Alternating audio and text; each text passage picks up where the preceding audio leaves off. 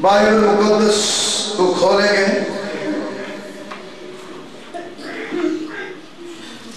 पैदाइश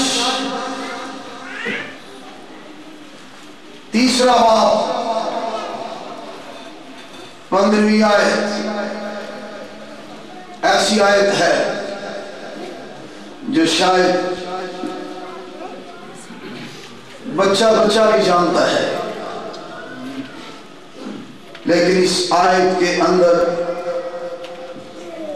क्या मैसेज है पाक रूह की तरफ से आज हमारे लिए, इस पर हम गौर करेंगे।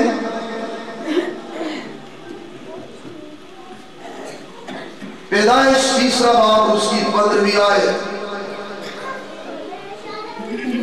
कलाम के इस हिस्सा को आप सब मेरे पीछे बोलेंगे। पैदाइश 3 बाब 15वीं आयत बोले मेरे पीछे। और मैं तेरे और औरत के दरमियान और तेरी नस्ल और औरत की नस्ल के दरमियान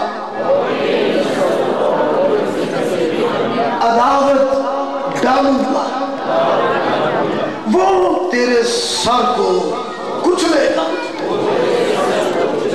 और तू उसकी एड़ी पर काटेगा।